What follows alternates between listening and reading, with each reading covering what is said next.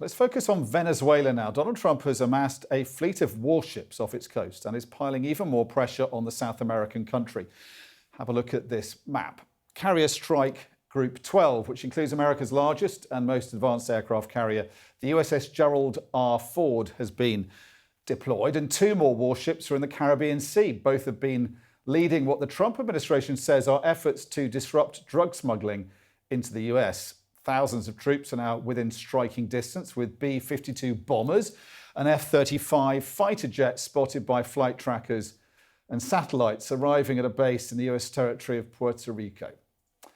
US forces have been already attacking alleged drug smuggling boats, with 83 people reportedly killed.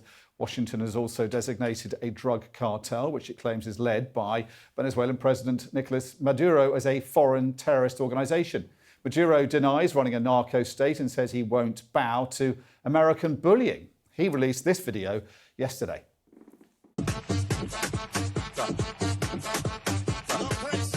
No crazy girl, no.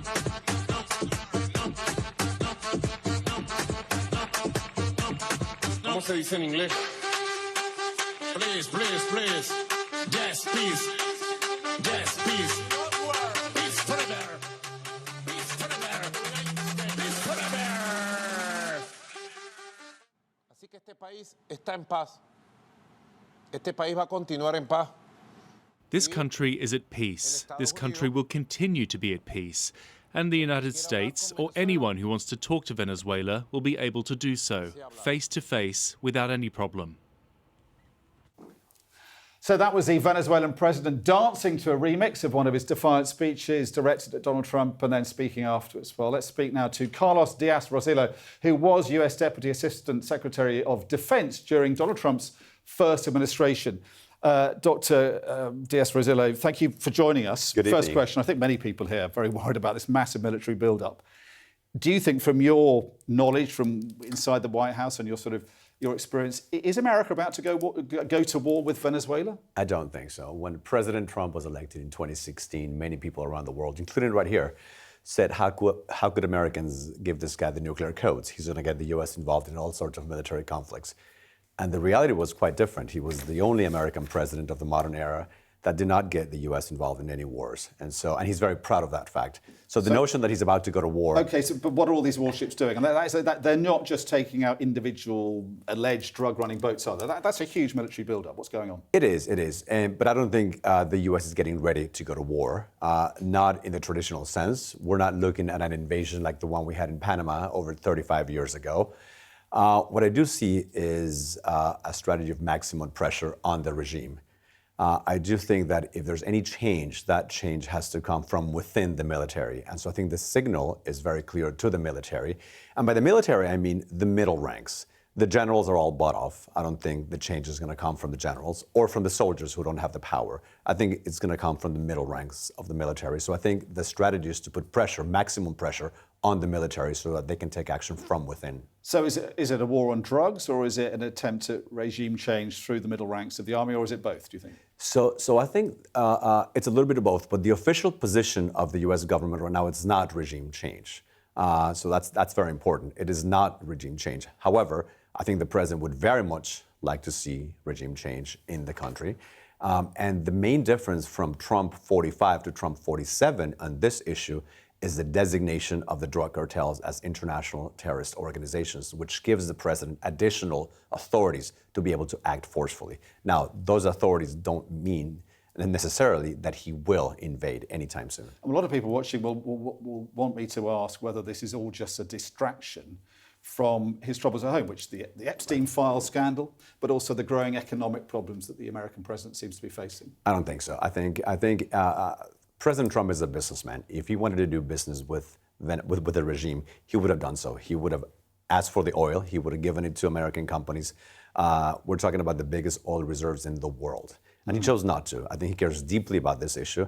And I think even though the position is not regime change, I think ultimately that's what he wants. OK, so we have seen these, disturbing pictures of these boats being taken out. More than 80 people, I think, have been killed. Now, Donald Trump has said the vessels are loaded up with fentanyl. which they're not. Anyone who knows anything about the drug trade knows most of the fentanyl comes from Mexico and other countries. None of it comes from Venezuela, very little amount. So that's just not true, is it? And if you listen to the UN and Amnesty International, they're extrajudicial executions. There's a lot of concern about that. I mean, have you got concerns about that? As someone who was in the first Trump administration, that these are exceeding far beyond the sort of legal risk of the American military?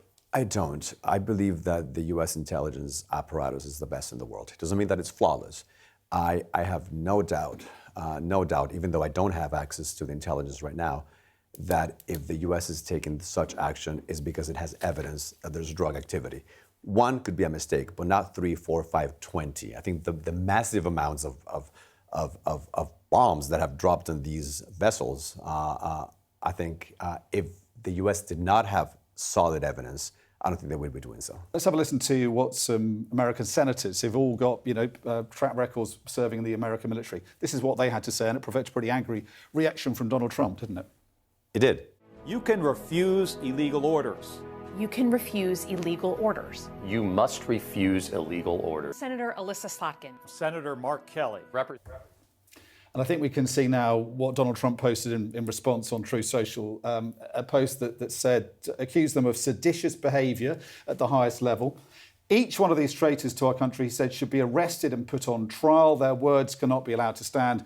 We won't have a country anymore. An example must be set. I think he also said that George Washington would have hanged them. Massive overreaction, wasn't it, from the American I president? think the rhetoric has to come down on both sides. I think it's reckless for sitting members of the United States Congress, for senators who have served honorably, to be telling American servicemen and women not to obey orders that they consider to be illegal.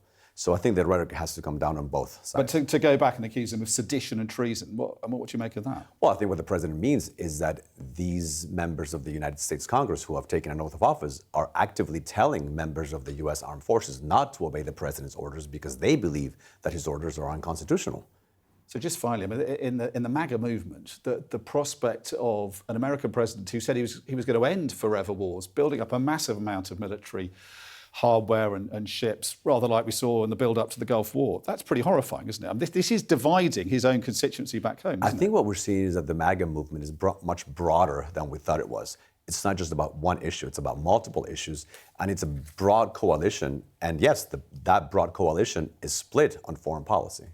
So where's this going to end, do you think? Just more ships being taken out, or are we going to see airstrikes? We're going to see other forms of military action against Venezuela? I think, and again, I don't have access to intelligence right now, but I think we're going to see a lot more vessels being taken out. I don't see boots on the ground, no boots on the ground anytime soon. I think the president would never take that option off the table, but I don't see that anytime soon. We might see drone attacks, but nothing that involves soldiers, in my opinion. Well, really interesting to get your take on this, because you were on the inside of the White House the first time round. So fascinating to see where you think this is going to pan out. I do think that there's a strategy far more sophisticated than people give him credit for.